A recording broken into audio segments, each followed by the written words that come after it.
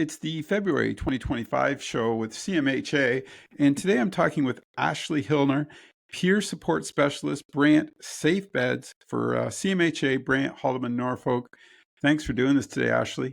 Yeah, of course. Thank you for asking me to be here.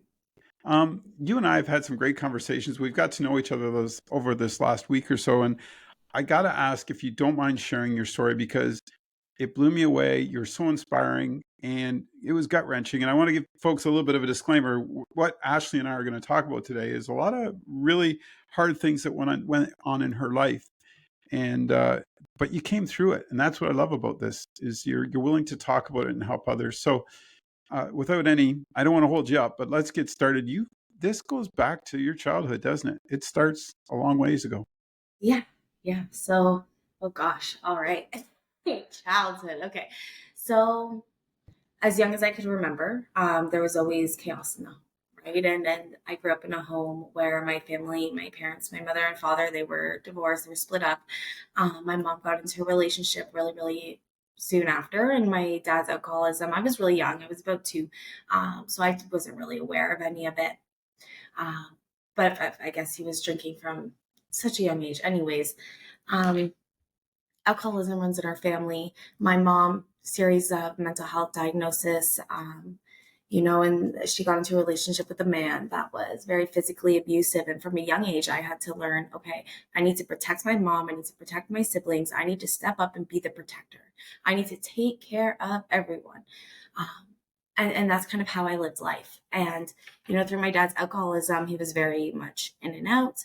Um, he would say he would show up, make all these promises and never show up. And so also from a very young age, there was this unmet need that started to develop that I had no idea at the time. Looking back now, I can see. But my little Ashleigh, that little child, didn't get that reassurance, that love, that consistency, that I wasn't able to just be a kid, Yeah. right?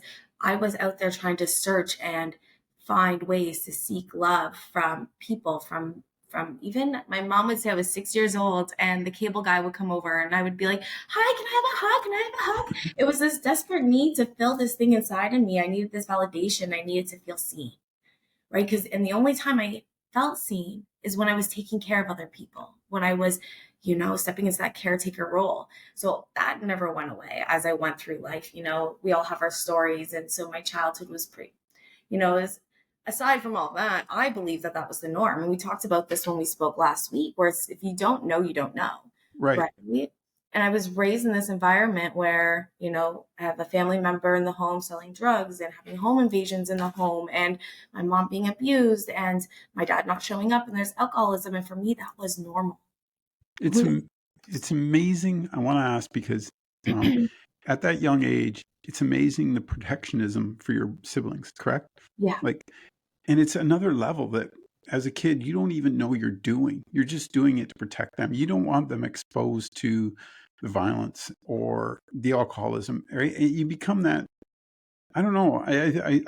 I've seen, I've heard, I've lived that where this happens, and you kind of you want to protect them. Like you're willing to put yourself in harm's way almost. Like I agree with you 100%.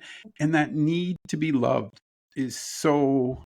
My God, I'm so glad you hit that because I think that's a lot of kids that come from these scenarios.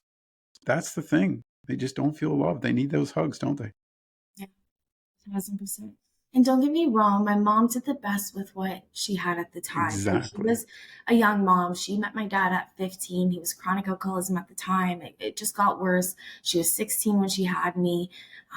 And she did the best she could with what she had. And, she had her own, and this is where I love this conversation, but the intergenerational trauma is so important to be talked about and to recognize because looking back now as an adult and doing the work that I do, I can look at my mom, see the way her mom and papa are and see, oh, that's where she got those tools. My babsha who raised my papa. Oh, okay. Like I can see the patterns and Right. how it trickles down and then how I take what I've absorbed. They say the first 7 years are the most influential, most important. That's where we download all of our core beliefs, our identity, how we show up in the world subconsciously. And now I go into the world as this little sponge with all of this. And I show up in relationships. I show up in the community. I show up in the ways that I was taught. And when we come to addiction, I don't know if, hereditary, or, if I was born with it, or if it was, undiagnosed ADHD, or what it was. But what I do know is, from as young as I can remember, I had this I'm not enough feeling. Right. And so now I go to school and how can I take care of everybody? How can I people please? How can I make you all like me, because I need to be liked? Oh my gosh. This still haunts me today, by the way. This still haunts me, the need to be liked. And that's such a big realization I've had to come to, is I'm not going to be for everybody. But when I'm young, I didn't feel like I was even enough for my family. And so now I'm 12, 11, 12, 13 years old, having my first drink, having my first, we talked about that last time, Yeah. and I'm seeking attention from men, people, in any way possible, whether negative or positive. I'm going to do anything to try to make myself be seen. Is that first drink, like, and you and I sort of talked about this, but I want to bring it up again, is that first drink, it created something for you, didn't it? Yes, it was the turning point, I believe, for, so like I was saying, that I'm not enough feeling, right? That discomfort, that discontentness, that restlessness in my body, just needing something external to fill me. I was 12 years old and I was at my aunt's house, and my mom and my stepdad were fighting at the time. And so there was no attention on me and the kids. And my aunt had this really pretty blue drink, and she let me and my sister have Malibu rum in it. And she had me and not my sister, my cousin, have a sip of it. And this is the difference between what the 12-step community calls like normies, and then and then like alcoholics, is the sensation that I had when I took that first drink. It was like the chitter chatter, the hole in my soul that made me feel like I'm not enough and I need to be loved. It was all the noise, all the caretaking, and just all of that, all the loudness, the uncertainty, the need for control. It was all of a sudden gone in that moment, just like a light switch. I could turn off this light right now that fast. It was this ease and comfort that came immediately after the alcohol hit my system. I didn't know at the time. I just knew, oh, this feels really, really good. Okay, where can I get more? Try begging my aunt for more. She wouldn't let me have it. My cousin, on the other hand, is like, oh yeah, that tastes all right, but I don't know, and just goes into the other room, doesn't care for it, plays dolls or something. Me, I'm rounding. I don't even know if that's a word. I'm going through the fridge. I'm You trying want to more. find. I'm trying to find it. I took a sip of something. That's not it. I need the thing. I found it, and here I am drinking it back. I get blackout drunk. My mom, because she was fighting with my first drink at 12 years old was a blackout drink. My mom was fighting with my stepdad, so she's like, "That's it. We're leaving Ashleigh. We're going back. We're driving on the highway, and I'm sitting in the front seat of this van, and I have my winter coat on, and she doesn't know that I've been drinking. I'm trying to hide, and I can feel I'm gonna vomit, and so I put my sleeve over my face, and I vomit in my sleeve like I'm gonna hide it from her. All of us are freaks out.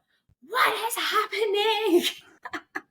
Losing her mind. What's going on? And then my cousin said, Auntie Sarah, let us have a drink. And it was a whole thing. My mom had to pull over. There was vomit all over the van. Sorry, guys, for that nasty little description there.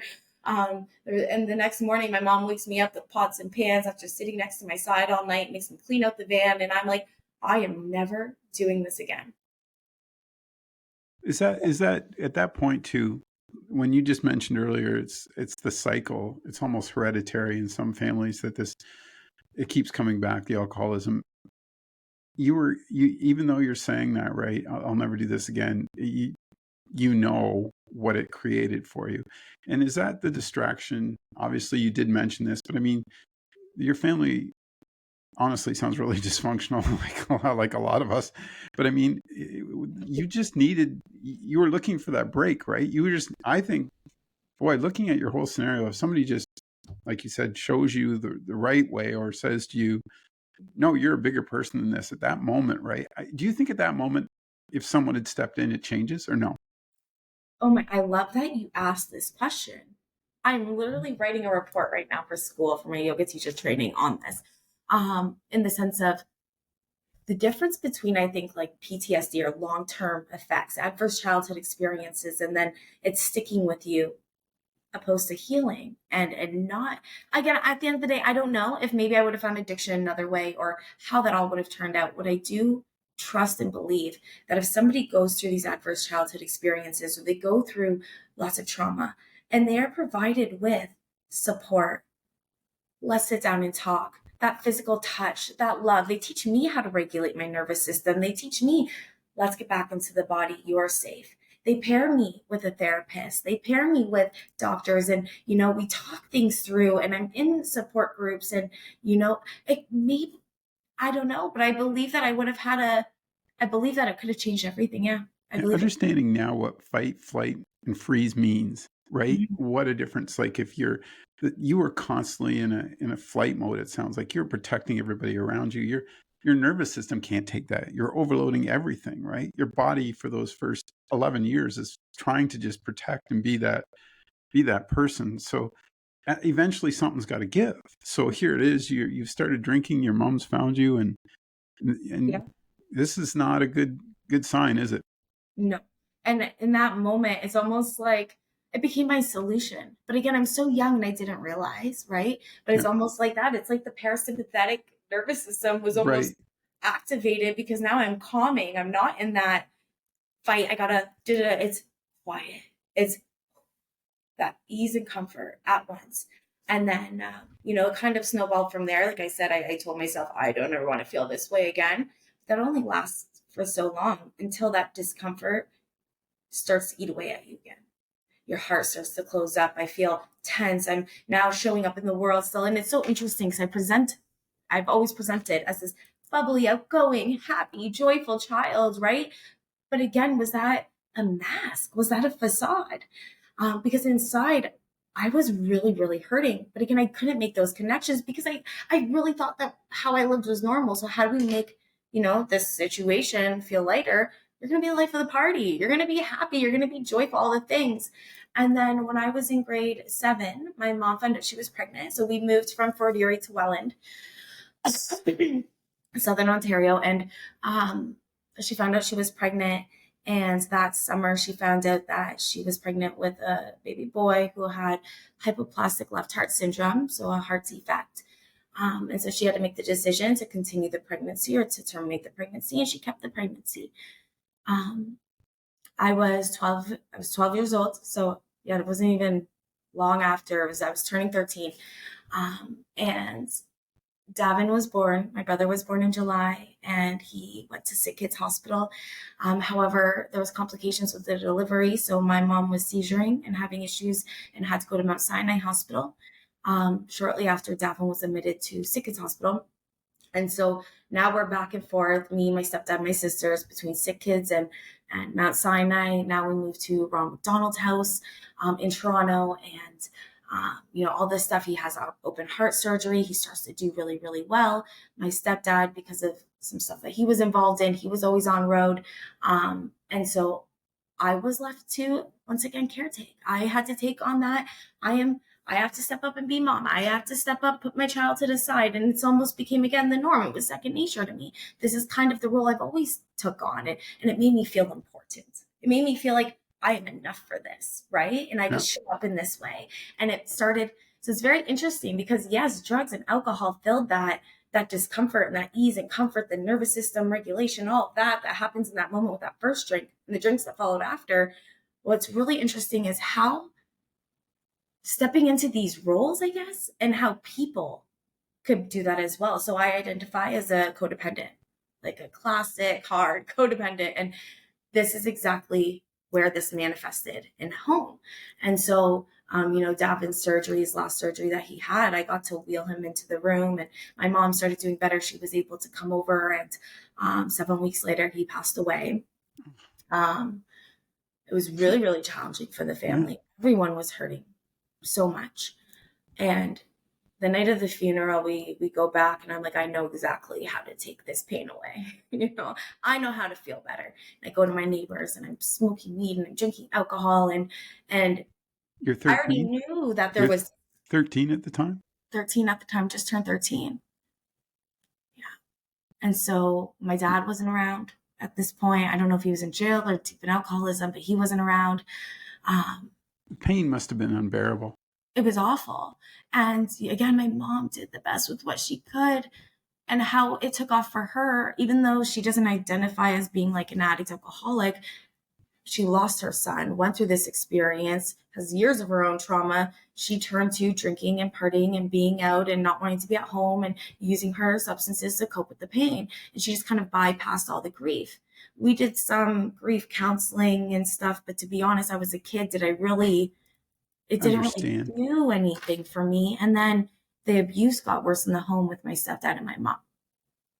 Everything's falling apart for you at this point. I have one other backup question. I wanted to ask you about your schooling. Were your grades decent? Like, were you doing okay in school? Because you seem to want to please. So I wondered if, in that aspect, if you were still trying to, do the best you could with your schooling. That's one area. So it's really interesting. No, I wasn't agree. I mean, I would try like drama, the arts, and all the things, but very interesting fun fact. I was diagnosed with ADHD at 6 years old. Doctors wanted to put me on Ritalin. Uh, My mom was like, absolutely not. And then we never talked about it again. So about 6 months ago, I was diagnosed with ADHD at my family doctor. And I call my mom, Mom, guess what? Da, da, da, da. This makes so much sense. And she goes, oh, yeah, I know. Thanks. But anyways, so I don't know if that is what played a huge role, wow. but I do know I really struggled to sit still in class. I struggled to focus. I was always chatty. I couldn't slow down. I've always heard, Ashleigh, slow down. Ashleigh, you're too loud. Ashleigh, sit still. Ashleigh, be quiet. Just be a good kid and sit there, and all these things. So mind you, dealing with ADHD, all the family stuff, at this point, now new beliefs are starting to develop, new wires are snapping, new things being stored in the nervous system of now I'm too loud. So I'm not enough, but I'm also too much. Okay, who Yeah. do I need to be? Like, how do I show up in the world, right? So, Um, so 13 again, you're here you go back to substance to try and just calm yourself, literally. Literally. Wow. And it's the delusion that that's works. But it's Yeah. so interesting because is it a delusion? Because at the time it served the purpose. Right. It's a release. It allows you to be relaxed basically for that amount of time, but at the same time you're out of control, right? Right. It feeds Right. both ends of it, and addiction does that, and alcoholism is going to do that, Right. and obviously drugs. So you're 13 years old. Everything's falling apart. Are you like contemplating leaving home? Are you like, I've had enough of this? Like, at what point do you just blow up? Oh, Dave. Okay, so I end up graduating my grade 8 year. My dad was not present for that. I go into high school, and that's where it was like, okay. Well, actually, at first, I'm like, I'm gonna change. I'm gonna be this like incredible high school student. I'm gonna get my shit together, part of my language with school, and I'm going to, I'm gonna start fresh, right? Right. I joined the cheerleading team. I tried to join some clubs. I was doing really well. When I applied myself, I was doing really, really well. Smoke a joint, go to tech class or design and tech, and I made rockets. And I just thought this is, I function so much better with weed. So now I'm smoking weed at school. Get kicked off the cheerleading team. Slowly start to get in with the wrong crowd. Now I'm smoking cigarettes. Now I'm doing ecstasy at school. Now I'm just skipping school and not showing up. And so that started creating, now the attention was on me. Now everybody wanted to pay attention to me at home. All the Is negative. but is anybody in that process at the school or anything trying sees where you're headed and trying to save you? Is anybody coming to you and saying, "Look, Ashleigh, this isn't healthy"? Has anybody taken that opportunity to sort of try and mentor you? I think so, but I was really good at masking. Like I had a Okay. counselor I saw, and then there was another, not a teacher, but he was kind of like guidance counselor as well. So we had a social worker, guidance counselor, and they both called me out. And they were both concerned. And my mom was getting concerned because she knew I was skipping school. Then she started finding out I would come home with bloodshot eyes, and now Yeah. she's starting to see. And I don't know if it was finally the attention's on me and I just kept acting out or really what was happening behind there. But all I knew was I wasn't going to stop. And that's following summer. So grade 9, I finished my grade 9 year. That following summer, my mom, my stepdad, and our family had a trip to go to Jamaica. My stepdad's from Jamaica.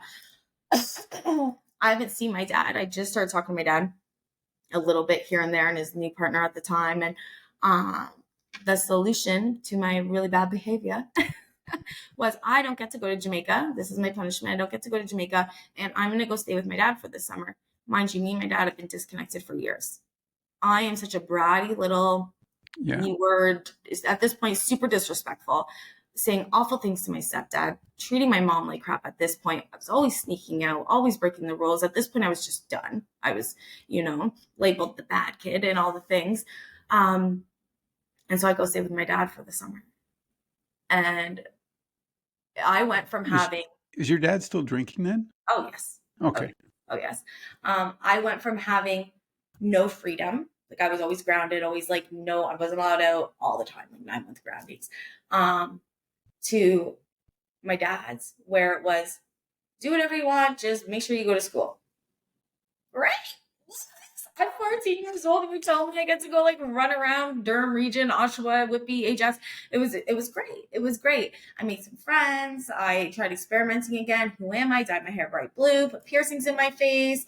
And then I just had all these phases and trying to be that chameleon, right? Trying to figure out who I am in this world, in this new place, and I get to reinvent myself. However, again, join the cheerleading team. Lost What's it for what's I gotta interrupt, but what's going on in your mind at that time? Because you're telling me you're a brat, you're telling me this. Is there a lot of anger? Like, what is driving that? Is there anger, sadness, hatred? Like, what is driving that so vehemently in you? Do you know? definitely anger. I think all of it. I Yeah. think I had so much grief around Davin that I didn't obviously properly work through. I was so angry that I was only supposed to be with my dad for the summer. And Right. then when they came back from Jamaica, there was a decision where my dad said, let's try to see if Ashley could stay here and work it out.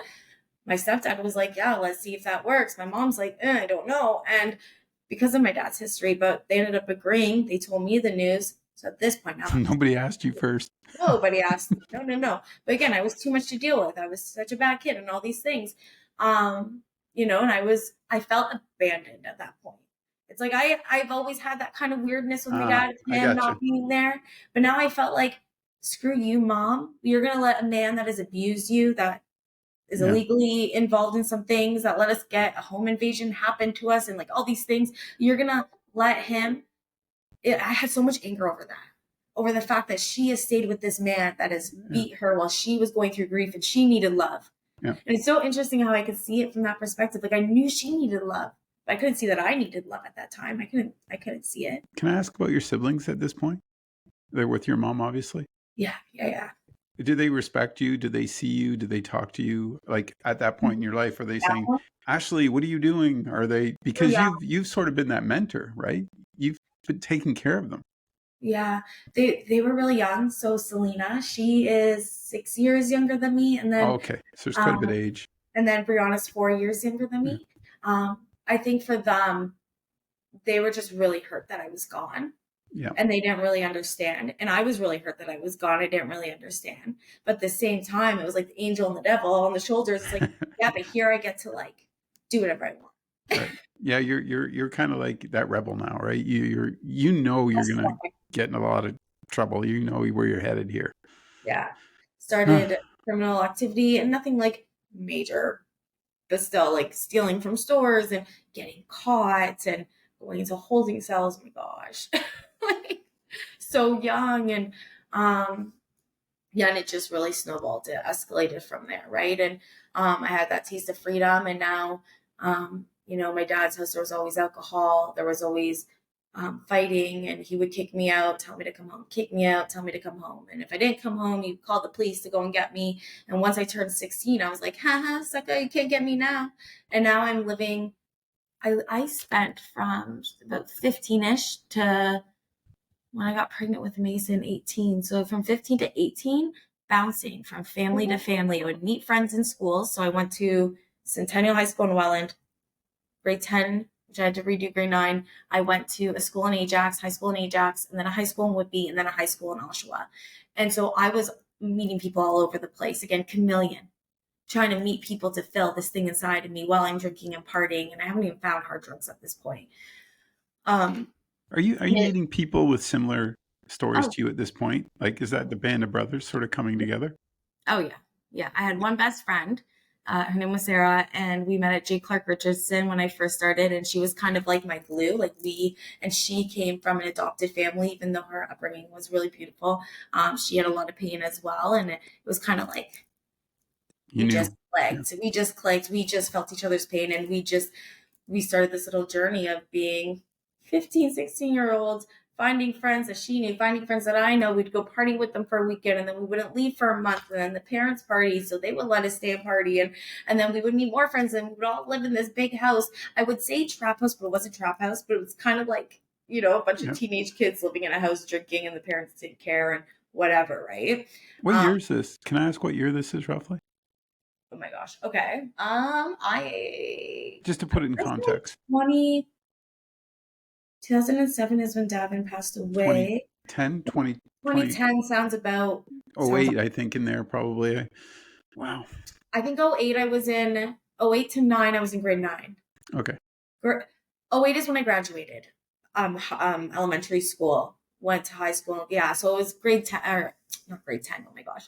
2010. Not that long ago, folks. No.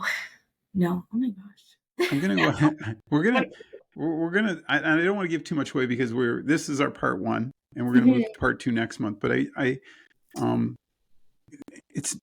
I mean, there's so many places I want to go with you in these conversations because watching how you're coming through, hearing about your siblings, your mom, your dad, your stepmom, your stepdad, and just all the stuff that you've battled. I got to tell you, man, this is, folks, when we get to the end of this is an amazing story. And I want to thank Ashleigh for doing part one today, but we're going to pick it up next time. From this point, you're in the early teenage years and you're partying hard, well, 15 to 18. And you haven't even, and that's the funny part when you said that, I haven't even hit the hard drugs yet. And folks, we still got to go this. But the great part I love about this, Ashleigh, is where you ended up and what you're doing today with the peer support, a peer support specialist and the Safe Bed program, because it shows folks you can make your life the best you can be. And your empathy when we talk off air is just incredible. So I'm looking forward to next month. Don't forget our mark so we Yeah. we can pick this story up. I got to ask too, just before we go today, advice you'd give. Like, I mean, when you see a kid like that, what you went through, like, what would you tell somebody young today? What would you say to make sure they don't go down those paths that you ended up going down? I don't know if it's necessarily advice or it's so tricky because at the end of the day, we all are going to do what we do. But But I think as a peer support specialist, as a mother, yeah, as a person that loves children and has the empathy, I think the best thing that we can do, especially when we see somebody else struggling or like somebody's listening and they're young and they're struggling, or even if they're in their 20s, 30s, and it's just kind of taking off and any of this resonates at all with the feelings and the behaviors. Um, there's so much power in community support. There's so much power in, therapeutic support. And I think the most powerful thing in my journey was having, external support. But I think for me was learning, doing the inner work and getting connected with my body after years of trauma. And so with my son, for example, if I see him in a fight flight, because he's been gravely impacted by my experience, bringing him back to the body, reminding him you are safe, and encouraging those affirmations, encouraging that work, encouraging self-touch, encouraging communication and connection. And I think too, a big part of it is not forcing. Everyone tried to force me to be ready before I was instead of just offering a safe space. And I think that's what we do. And that's why I love what I get to do as a peer support specialist is I get to offer that safe space. I get to say, hey, I get it. Can I share my experience with you? And if they're receptive, I get to share, right? And they get to know that they can come to me. And I think that's the magic in all of it, right? one thing talking to you today, the one thing that to me that I think I gathered from this that I think is a highlight is give your kid a hug. Like, you know what I mean? Like sometimes you just need someone to hug you to say it's okay. And I think that's what you're really good at. And I'm sure you did that with your siblings when they were younger. And to me, what a strong message that sends. And you're telling other folks, or kids, yeah, reach out. Somebody's there will help. Right. And I think that's the crucial part today because addictions are going through the roof in this country. You and I both know that. And I'm enjoying your story because I think we can take this and say, hey, folks, there's hope. You can get there. You gotta, listen to Ashleigh. She's been there, done that type thing. So I look forward to next month. Thank you for doing this today. I can't thank you enough, and I look forward to chatting again. Yeah, for sure. Take care. All right, take care.